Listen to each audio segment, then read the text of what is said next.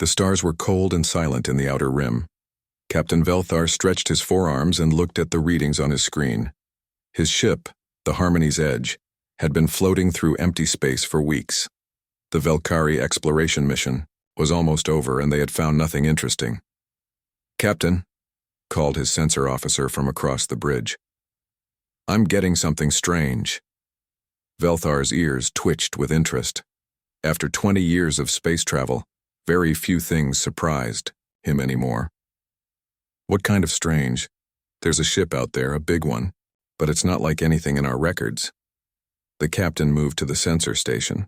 On the screen, he could see a dark shape floating among the rocks and debris of what looked like an old battlefield. The ship was huge, maybe a kilometer long. Its metal hull was black and covered with scars from many battles. "How old do you think it is?" Velthar asked. "The metal shows signs of extreme age, maybe thousands of years.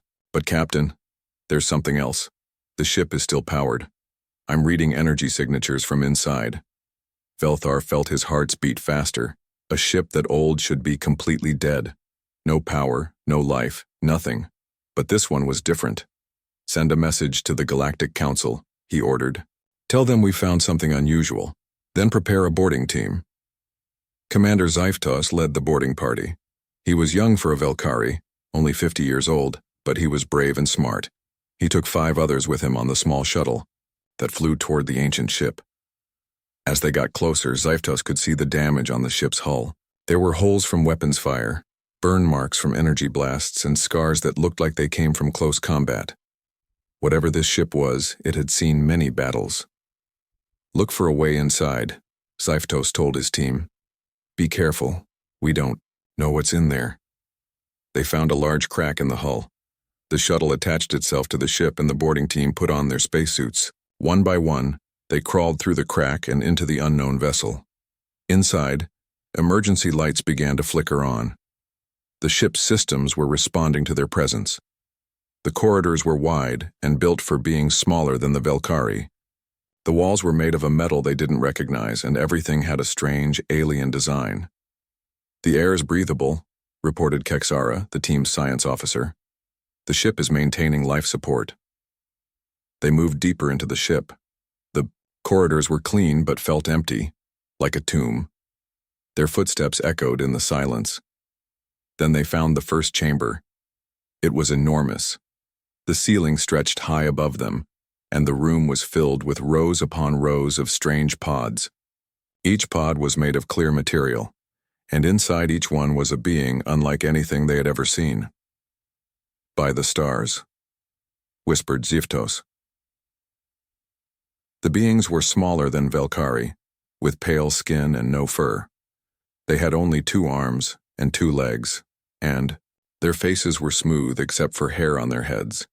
Most shocking of all, they were alive. The pods were keeping them in some kind of deep sleep. "There must be 1,000 of them," said Kexara. "All in hibernation." Scifistories moved closer to one of the pods.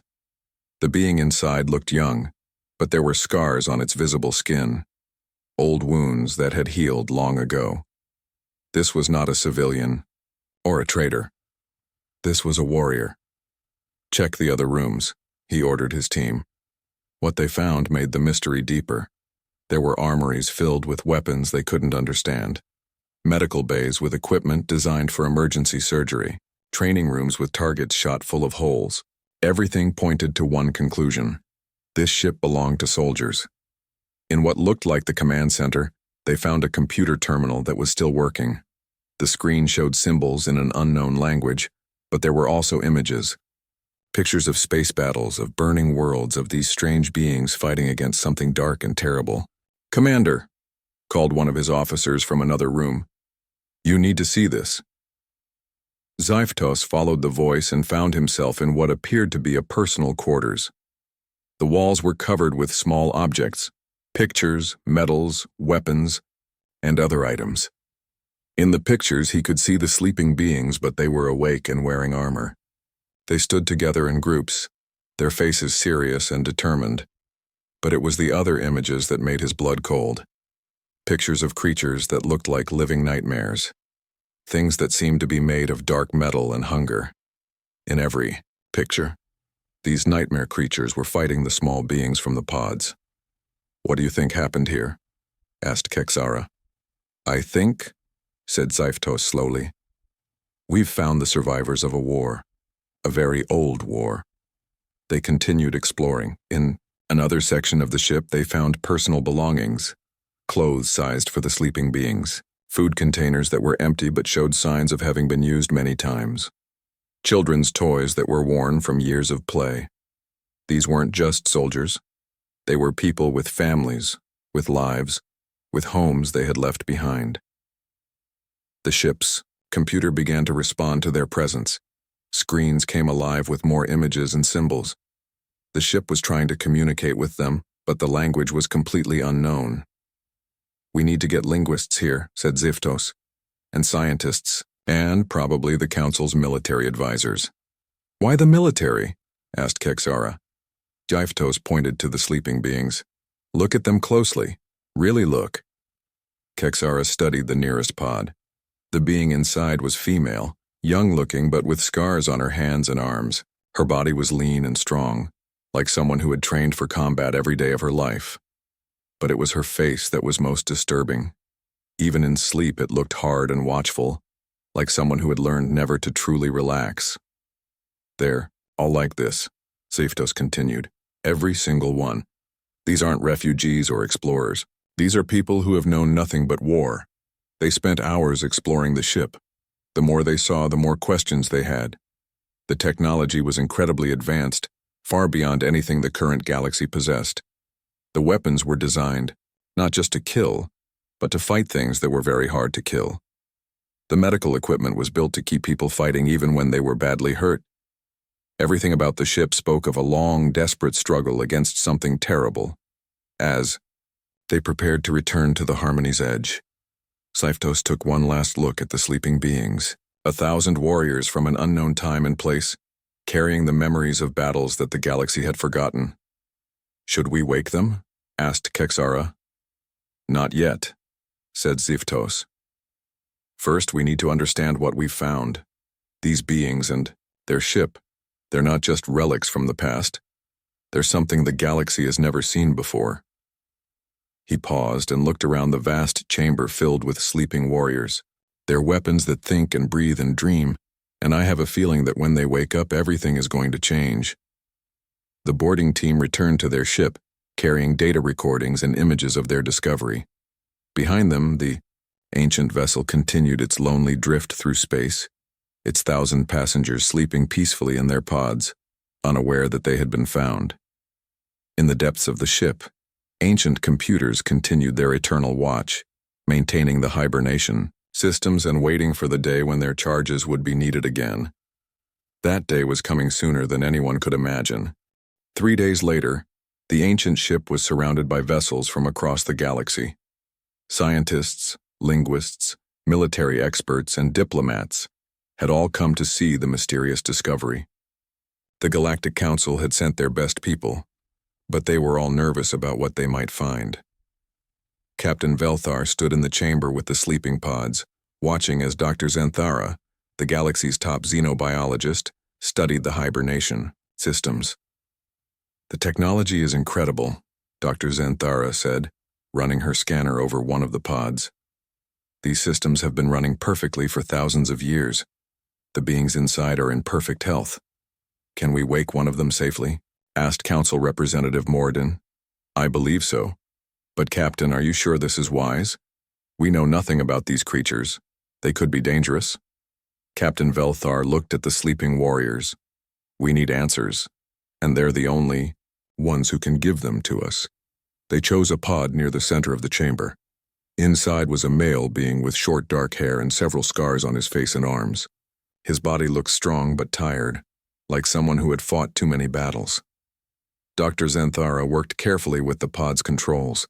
The ancient technology was complex, but after hours of study, she thought she understood how it worked. "Beginning. Revival process," she announced. The pod began to hum softly. Lights flickered along its surface. Inside, the sleeping being's breathing changed. His eyes moved under his closed eyelids. Slowly, very slowly, he began to wake up.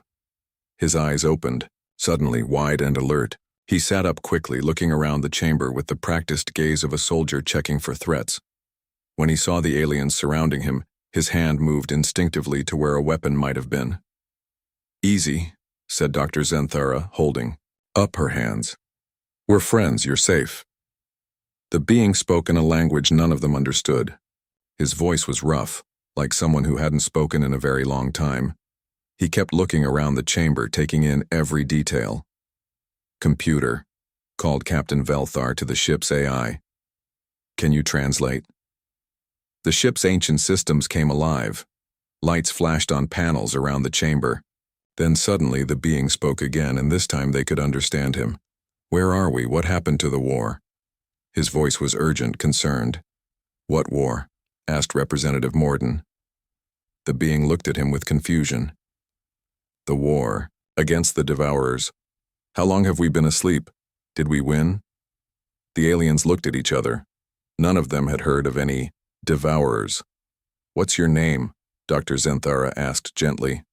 "Taman, combat engineer, 3rd Battalion, Human Defense Force," he answered automatically, like he had said these words many times before.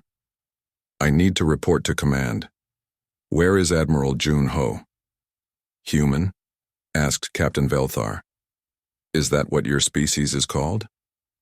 Taimin stared at him. "You don't know what humans are? What species are you? Where are the other races from the Alliance?" Dr. Zenthara spoke softly. "Taimin, I think you've been asleep for a very long time. We don't know about any alliance or any war with Devourers. We found your ship drifting in space." Taimin was quiet for a long moment, then he asked, "How long?" "We estimate at least 3,000 years. The human was silent. His face went very pale. Then he asked in a whisper, "The others? Are they alive?" "They're sleeping like you were. We can wake them if you want." "Yes," said Taimin immediately. "Wake Hana first. She's our engineer. Then Do Hyun. He's tactical. We need to assess our situation." They moved to another pod. Inside was a female human with long black hair. She looked younger than Taimin but had the same alert, warrior-like appearance. When Hana woke up, she was just as quick and alert as Taimin. Her first words were, "Status report." 3,000 years, Hana," Taimin said quietly. "We've been asleep for 3,000 years." Hana sat in silence for a moment. Then she started asking technical questions about the ship's condition, about their location, about the aliens who had found them. Her mind was working quickly, processing information and making plans. They woke Do Hyun next. He was a calm man with steady eyes and hands that never stopped moving, always ready for action. When he learned about the situation, he asked immediately about potential threats and escape routes. The fourth to wake was So Young, who had been the ship's medical officer. She immediately started checking on her fellow humans, making sure the hibernation process hadn't harmed them. As more humans awakened, the aliens began to understand what they were dealing with. These weren't ordinary people. Every human, male or female, young or old, showed the same traits. They were alert, disciplined, and constantly aware of their surroundings.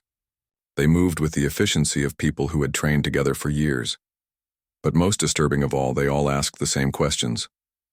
Where was the enemy? How was the war going? What was their mission? "There is no war," Representative Morden tried to explain.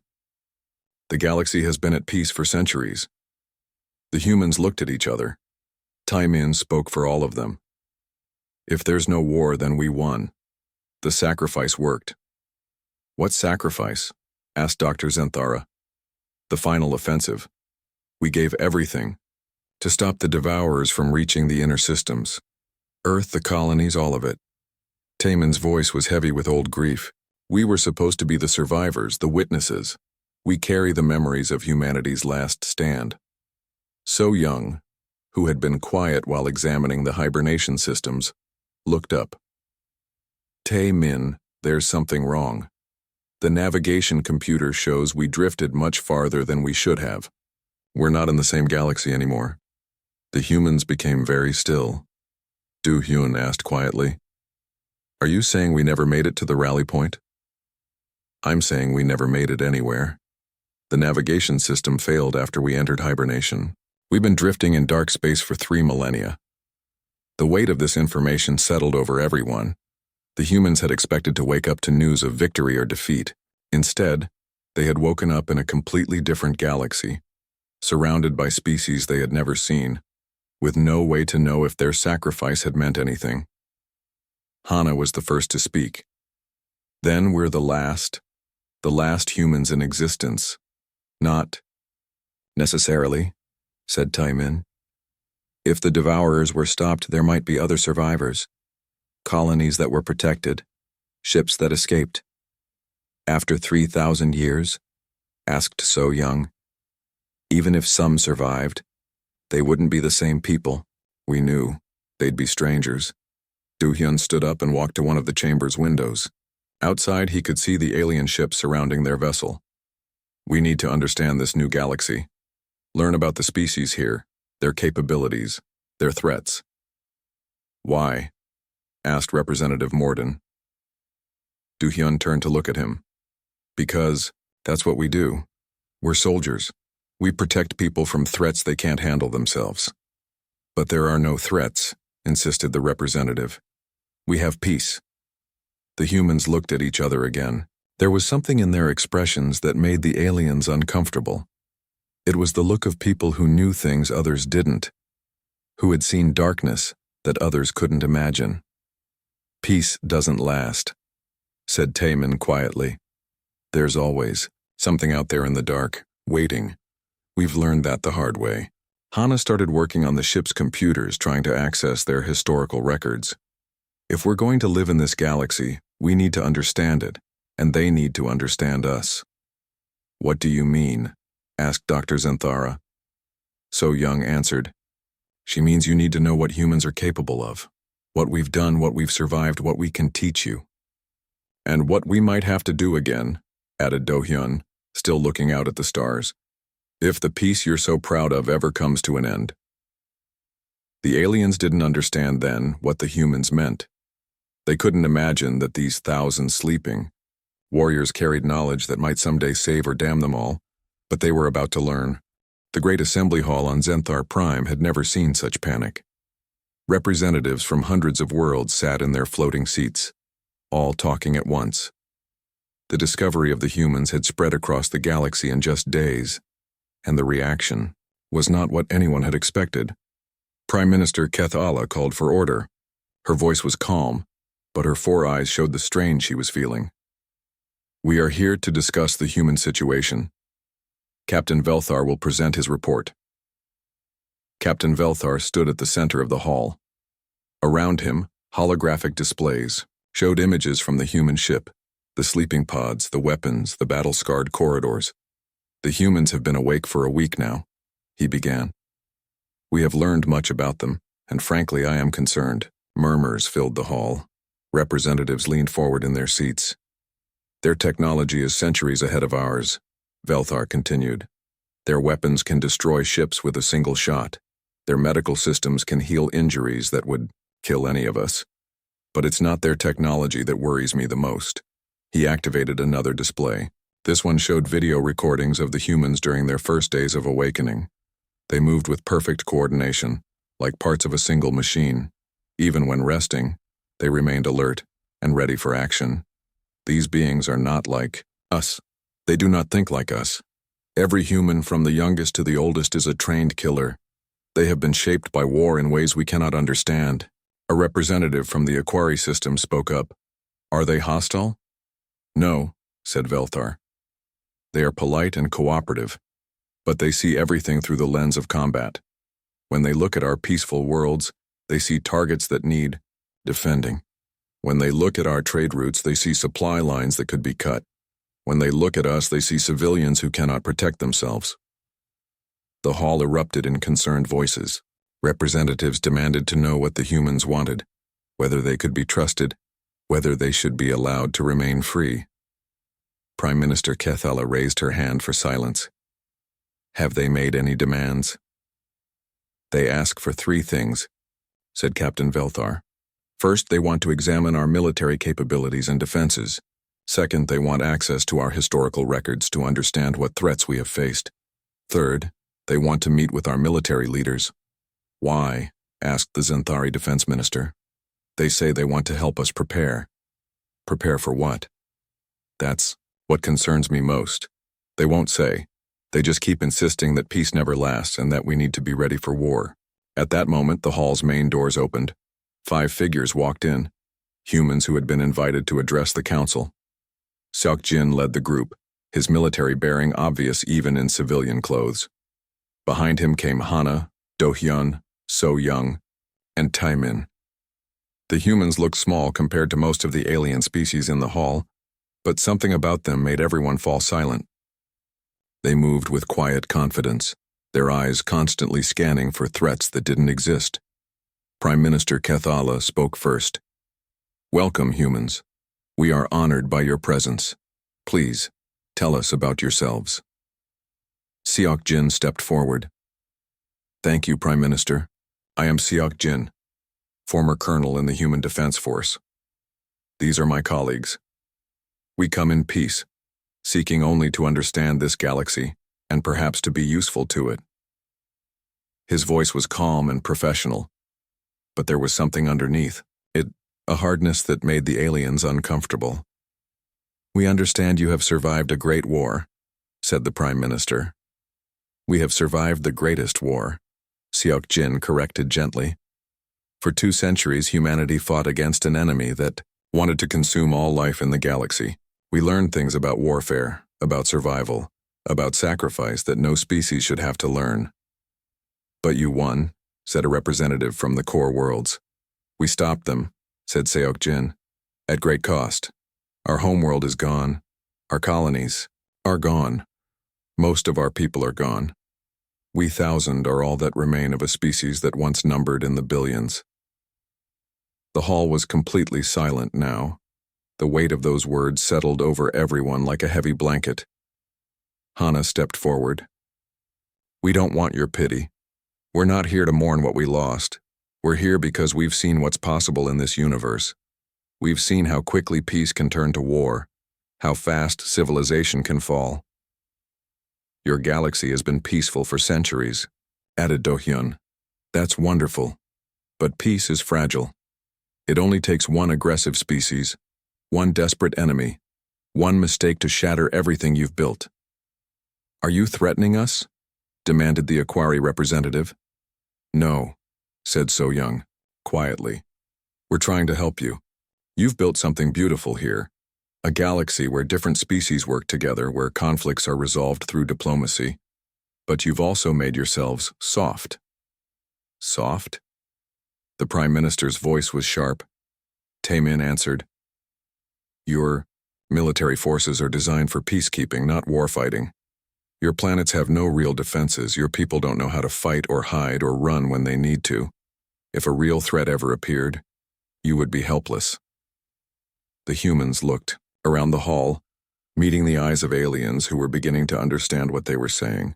We don't want to change your society, said Seok-jin.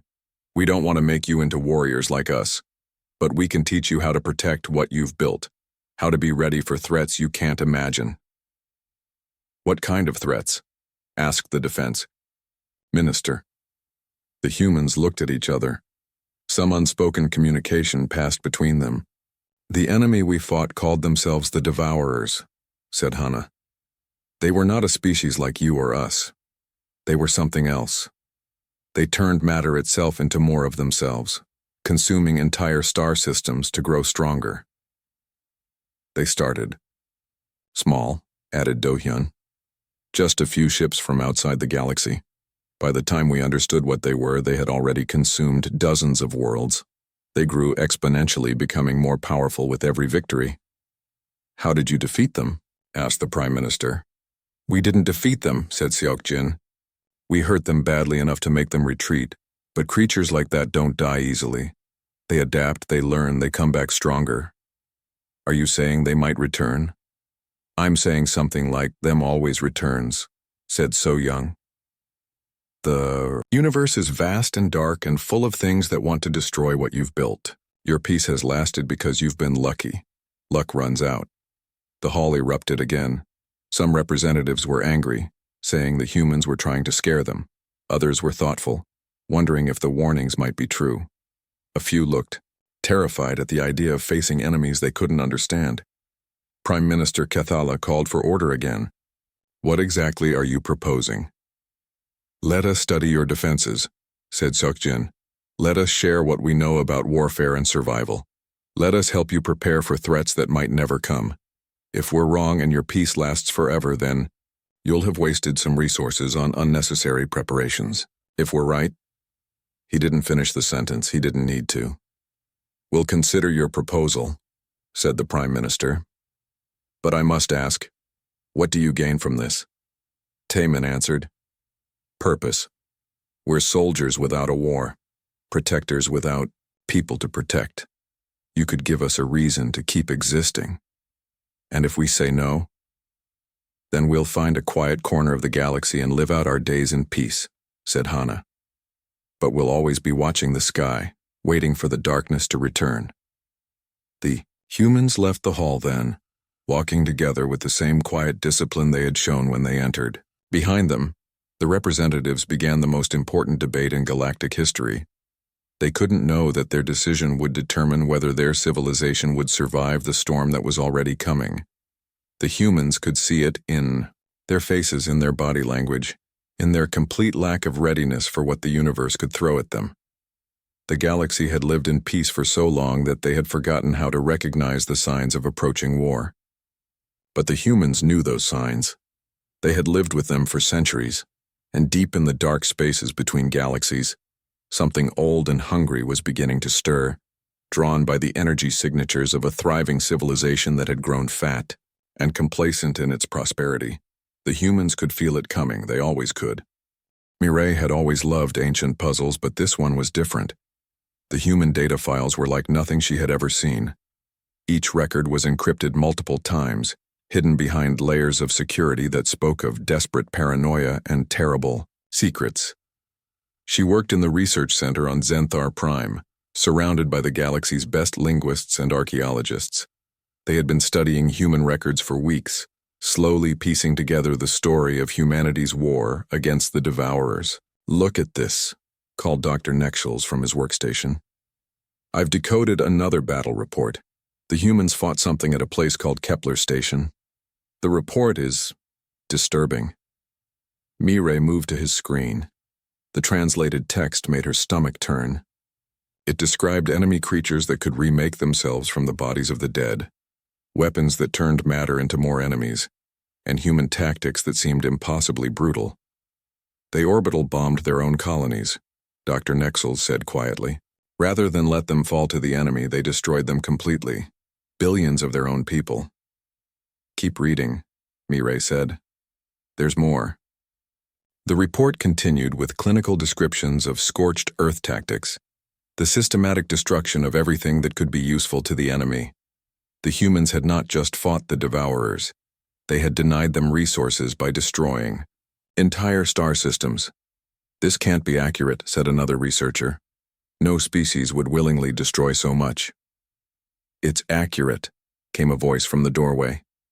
They turned to see Yan Wu, one of the younger humans who had begun working with the research team.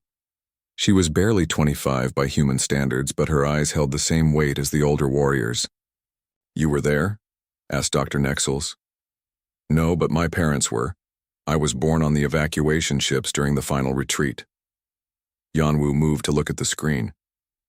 "Kepler Station was my mother's birthplace. She told me about the decision to bomb it." "How could they make such a choice?" so asked Mireille. "Because the alternative was worse," Yanwu said simply. "If the Devourers had taken the station, they would have used everything there, the people, the resources, the technology, to make more of themselves. Every human who died in the bombing was one less weapon the enemy could use against us." She touched the screen gently, as if remembering faces she had never seen. "My mother said the hardest part wasn't the dying. It was living with the knowledge that it was necessary." Mireille felt a chill. These humans weren't monsters. They were people who had been forced to become monsters to survive. Over the following days, more records were decoded. Each one revealed new horrors. The Devourers had been unlike any enemy the current galaxy could imagine. They didn't conquer. They consumed. They didn't negotiate. They absorbed. They turned entire civilizations into raw materials for their expansion. Here's something interesting, called Dr. Vexara from the main terminal. I've found Admiral Junho's final broadcast, the one sent just before humanity's last offensive. The recording appeared on the central screen. A human man in military uniform looked directly at them across 3,000 years. His face was exhausted but determined. To any who find this record, Admiral Junho said, know that humanity died fighting. We chose to sacrifice everything rather than let the Devourers spread beyond our galaxy. The offensive you are about to witness represents the coordinated suicide of an entire species. The researchers fell silent. This was the voice of a man ordering the death of his own people. The Devourers cannot be reasoned with or negotiated with, the Admiral continued. They exist only to consume. They have taken our worlds, our colonies, our hope. But they will not take our future.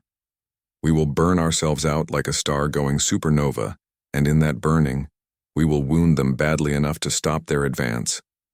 The recording paused as the Admiral looked away, as if gathering strength for what came next.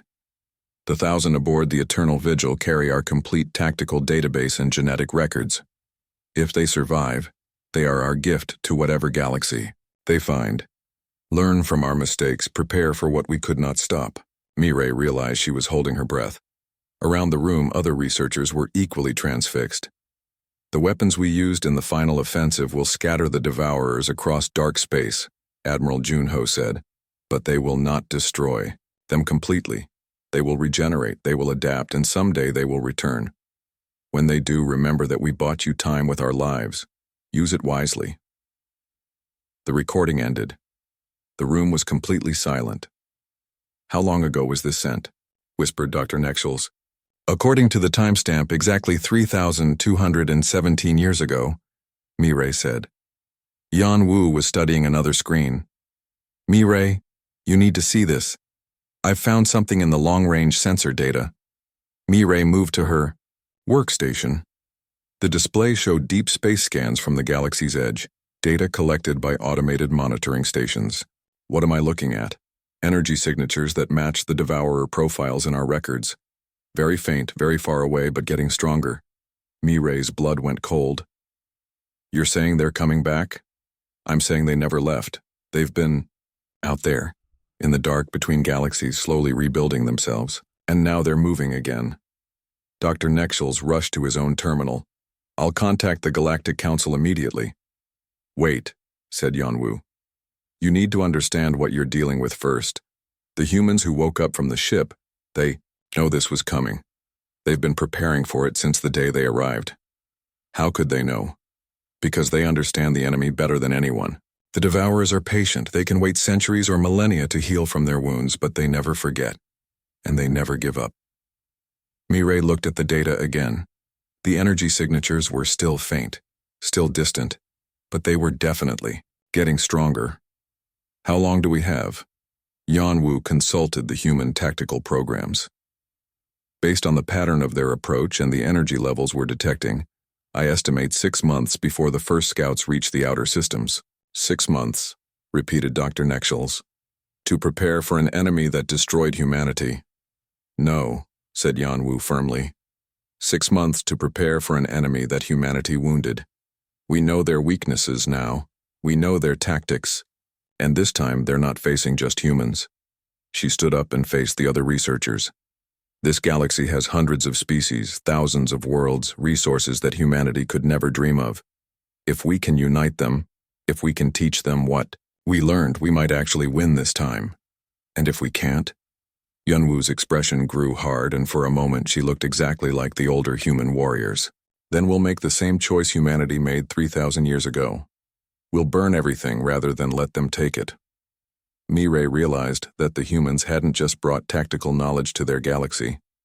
They had brought a way of thinking. that was completely alien to peaceful civilizations. The willingness to sacrifice everything to protect what mattered most. The question was whether the galaxy could learn to think like that before it was too late. Outside, the monitoring stations continued their watch on the dark edges of space, where ancient enemies were stirring from their long sleep. The energy signatures grew stronger each day, heralding the return of something that had once consumed entire star systems. But this time, they would not face a lone humanity fighting desperately against impossible odds. This time, they would face a galaxy that had been warned, prepared, and taught by the survivors of the greatest war in history. The humans had spent 3,000 years in hibernation, carrying the knowledge their species had bought with blood and sacrifice. Now it was time to see if that knowledge could save a civilization that had never known true war. The countdown had begun, and somewhere in the dark, ancient hunger was waking up. The first attack came without warning. Outer Colony 7, a peaceful mining world on the galaxy's edge, simply stopped transmitting. One moment they were sending routine status reports. The next there was nothing but silence. Captain Velthar led the rescue fleet to investigate. What they found made veteran spacers sick to their stomachs. The planet was still there, but it was wrong. The surface had been stripped clean and reformed into strange geometric patterns. The cities were gone. The people were gone. Everything organic had been consumed and converted into something else. "By the stars," whispered his communications officer. "What happened here?" Velthar knew exactly what had happened, but he didn't want to believe it. The humans had been right. The Devourers were back. He activated the emergency channel to Zenthar Prime. "This is Captain Velthar. Outer Colony 7 has fallen to hostile forces. I need immediate contact with the human advisors." The response came within minutes. Not from the Council, but directly from the humans themselves. "This is Kyung-Soo. We're already mobilizing. Send us all your sensor data and get your ships out of there, now. But the colonists are gone." Kyung-Soo's voice was gentle but firm. "Captain, I know this is hard to accept, but anyone who was on that planet is beyond help. All you can do now is make sure the same thing doesn't happen to other worlds." Velthar looked at the twisted remains of what had once been a thriving colony. Millions of beings had lived here just days ago. Now there was nothing but alien architecture and the growing certainty that the galaxy's peaceful age was over. Within hours, reports started coming in from across the outer rim. Colony after colony went dark. Trade ships vanished without distress calls. Entire star systems began broadcasting strange signals that hurt to listen to. The Galactic Council called an emergency session. This time, the Great Hall was filled with panic instead of debate. Representatives demanded answers, protection, explanations that no one could give. The humans entered together, moving with the calm efficiency that had become familiar to those who worked with them. But now that calmness was terrifying rather than reassuring, because it meant they had expected this all along. Seok-Jin took the center of the hall. Around him, holographic displays showed the spread of Devourer attacks across the galaxy's edge. "The enemy has returned," he said simply. "They have been rebuilding themselves in dark space for 3 millennia, and now they are strong enough to begin their expansion again." "How many of them are there?" demanded the Prime Minister. "Unknown, but based on the pattern of attacks, we estimate they are starting with the same strategy they used against humanity. Small scouting forces to test our defenses, followed by exponential growth as they consume resources and convert them into more of themselves." Do-hyun activated another display. "They're being more careful this time. Instead of the rapid expansion they used before, they're establishing secure forward positions before moving deeper into the galaxy." "Can we negotiate with them?" asked a representative from the core worlds. The humans looked at each other with expressions that mixed pity and grim humor. "You can try," said So-young, "but they don't communicate in any way we understand. They don't want territory or resources or political power. They want to convert all matter in the universe into more of themselves. There's no negotiating with that." Bora stepped forward. She had been working with the Council's logistics department for months, but Few of the representatives had paid much attention to her. "We've been preparing for this," she said. "Emergency evacuation plans for the outer colonies, supply lines that can function under attack, defensive positions that can be held even against superior forces. You've been planning to abandon our worlds?" The Aquari representative was outraged. "We've been planning to save your people," Wu Jin replied. "Every world you try to hold without proper preparation is another population center the enemy can consume. Every failed defense gives them more resources to use against you." The hall erupted, in angry voices. Representatives accused the humans of cowardice, of giving up without fighting, of treating their worlds as expendable. Taemin's voice cut through the noise. "We watched the enemy consume Earth." The hall fell silent. "Earth," Taemin continued, "was the most heavily defended planet in human space. Orbital fortresses, planetary shields, defense fleets that could destroy entire armadas. We threw everything we had at them and it wasn't enough. The planet fell in 6 hours. Then how do we fight them?" asked the Prime Minister. Janae had been working with the Council's military planners, teaching them concepts that no peaceful civilization wanted to learn. Now she spoke with the authority of someone who had seen too much death. "You fight them the way we learned to fight them. You hit them where they're weak and run when they're strong. You deny them resources by destroying anything you can't defend. You accept that some battles can't be won and focus on winning the war. That's not how civilized beings conduct warfare," protested the defense minister. "Civilized warfare is a luxury," said Hana quietly. "When you're fighting for the survival of all life in the galaxy, you use whatever tactics work." She activated a display showing human battle records from the final war. "We tried civilized warfare at first. Formal battles, rules of engagement, protection for civilians. We lost every single engagement until we learned to fight like they do. Without mercy, without hesitation, without limits." The representatives stared at images of human forces using tactics that horrified them. Kamikaze attacks where entire fleets sacrificed themselves to destroy single enemy ships. Poisoned worlds that were made uninhabitable rather than allowed to fall. Cities that were evacuated and then destroyed by their own people. "You're asking us to become monsters," whispered someone from the back of the hall. "We're asking you to become survivors," said Seok Jin. "The choice is yours. Fight like us and maybe live, or fight like you always have, and definitely die." Over the next weeks, as more colonies fell and the enemy presence grew stronger, the galaxy began to change. Some worlds refused to evacuate, insisting they could defend themselves. Those worlds went dark within days. Others followed human evacuation protocols and managed to save most of their populations. The humans dispersed throughout the galaxy, each becoming the center of a growing resistance cell. They taught alien military forces tactics that went against everything they believed in. They showed civilian populations how to hide, how to run, how to survive when their governments could no longer protect them. Kyung-soo found himself working with species who had never imagined they would need to learn guerrilla warfare. He taught them how to fight from the shadows, how to strike at enemy supply lines, how to make every conquered world cost the enemy more than it was worth. "The key," he explained to a group of Zenthari military officers, "is not to win battles. It's to make them pay such a high price for every victory that they can't afford to keep advancing." "But what about honor?" asked one officer. "What about protecting our people?"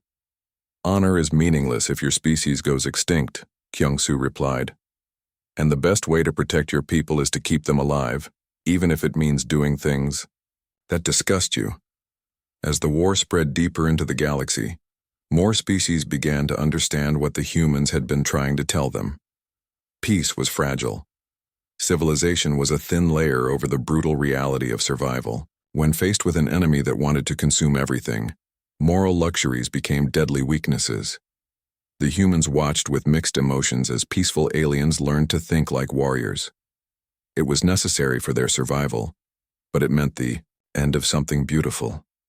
The innocence of a galaxy that had known only peace. But in the converted matter of consumed worlds, in the growing energy signatures of devourer fleets, in the desperate reports from the battle lines, One truth became clear. The alternative to becoming warriors was becoming nothing at all. The galaxy's age of peace was over. The age of war had begun again. And this time, thanks to the knowledge carried by 1,000 sleeping humans, they might actually have a chance to win. The only question was whether they could learn to fight like humans before the enemy learned to consume like gods. The final battle began at dawn over Nexus Prime. The capital of the galaxy hung in space like a jewel, surrounded by the largest fleet in recorded history. Ships from hundreds of worlds formed defensive lines, their weapons charged and ready. But everyone knew it might not be enough. The Devourer mothership appeared at the edge of the system like a growing cancer. It was larger than anything in the historical records, a massive sphere of converted matter that pulsed with dark energy. Around it, smaller vessels swarmed like parasites, each one capable of consuming an entire world. Taimin stood on the bridge of the flagship New Dawn, watching the enemy approach. Around him, alien officers worked at stations that had been retrofitted with human technology. The entire fleet had been rebuilt in the past months, incorporating lessons learned from humanity's ancient war. Enemy fleet size? He asked.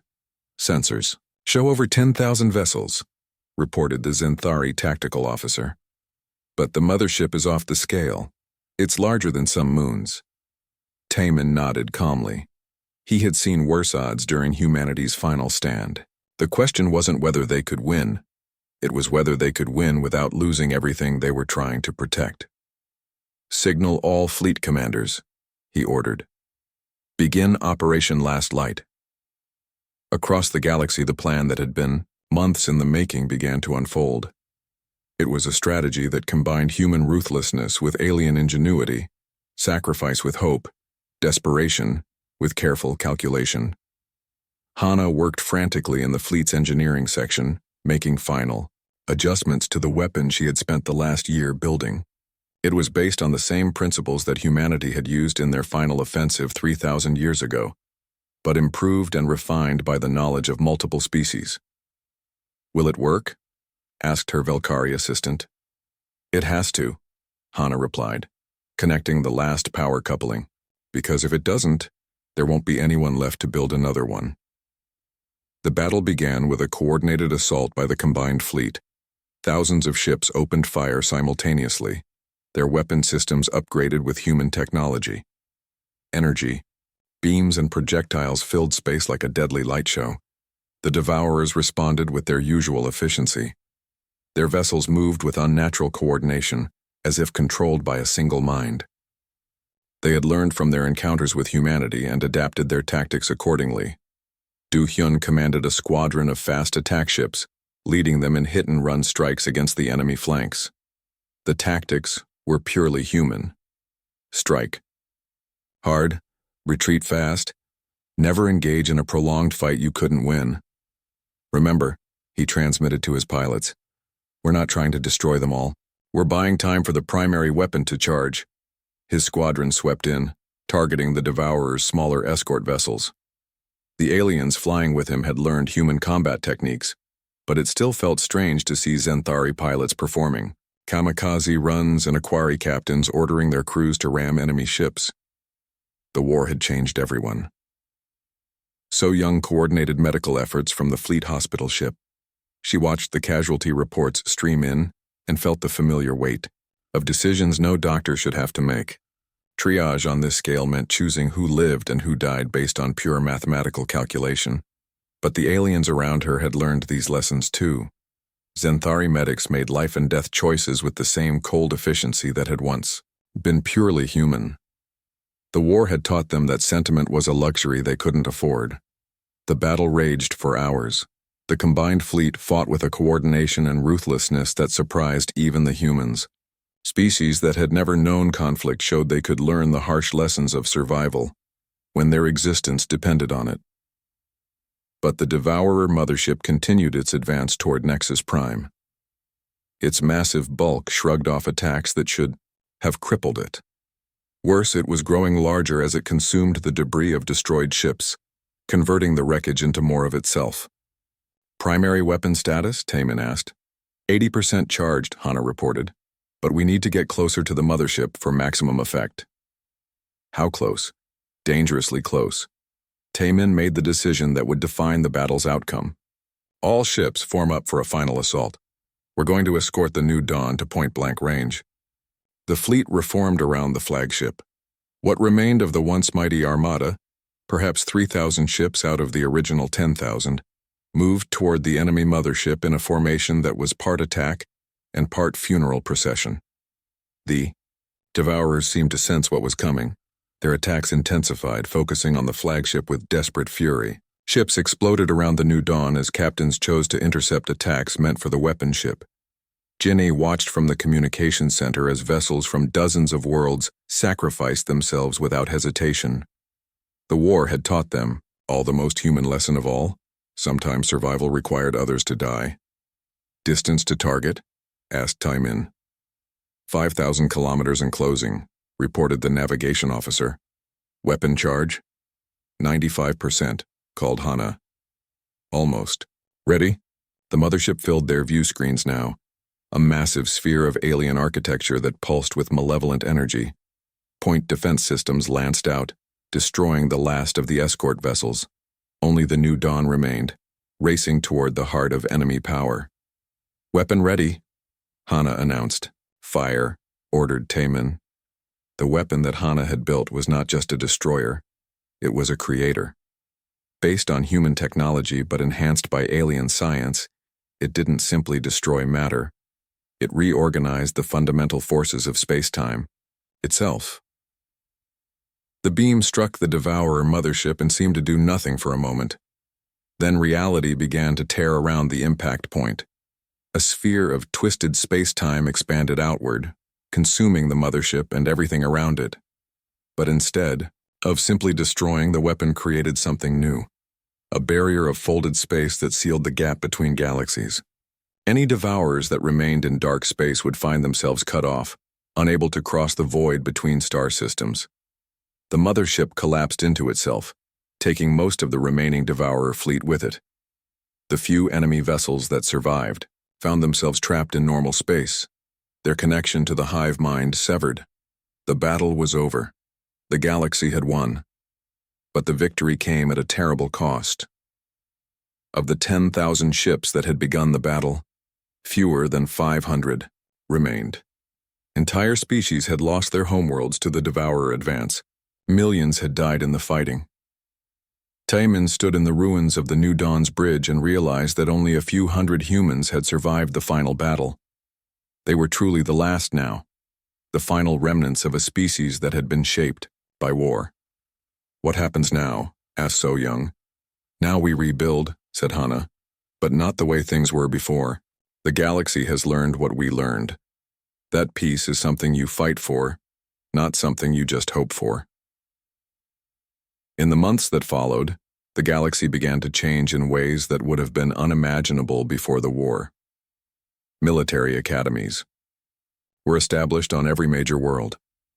Children learned tactics and strategy alongside mathematics and literature. Peaceful species maintained standing armies and defensive fleets. The humans helped establish the Eternal War Memorial on a restored Earth, not just for humanity's sacrifice, but for all the species that had learned the price of survival. The memorial carried a simple message in 1,000 languages. Peace is not the absence of war. Peace is the presence of those strong enough to defend it. So Young, now one of the last 300 humans in existence, found herself teaching alien children about courage and sacrifice. They looked at her with eyes that held too much knowledge for their ages. They were the generation that would never know the innocent peace their parents had enjoyed. Will the Devourers come back? Asked a young Xanthari student. Probably not, So Young replied. But something else will. There's always something else out there in the dark. That's why we prepare. That's why we remember. That's why we stay. Strong. The student nodded with understanding that would have horrified peacetime adults. The war had changed everyone, turning an entire galaxy of civilians into a civilization of warriors. But it had also given them something precious, the knowledge that they could survive anything the universe threw at them. They had faced the darkness between galaxies and won. They had learned the hardest lesson of all. That love for peace sometimes required the willingness to wage war. The humans had given the galaxy more than tactical knowledge or advanced weapons. They had given them the warrior's heart, the understanding that some things were worth fighting for, worth dying for, worth becoming monsters to protect. As the memorial's eternal flame burned bright against the stars, children who would never know innocent peace practiced the skills they hoped they would never need. They carried the legacy of the eternal war, the knowledge that freedom and safety were not gifts, but achievements that had to be earned again and again. The age of peace was over. The age of preparedness had begun. And somewhere in the dark between galaxies, ancient enemies dreamed of revenge while new barriers held them at bay. But if they ever found a way through, they would not face the naive civilizations they had consumed before. They would face the students of humanity, species that had learned the hardest truths about survival and chosen to remember them. The eternal war was over, but its lessons would last.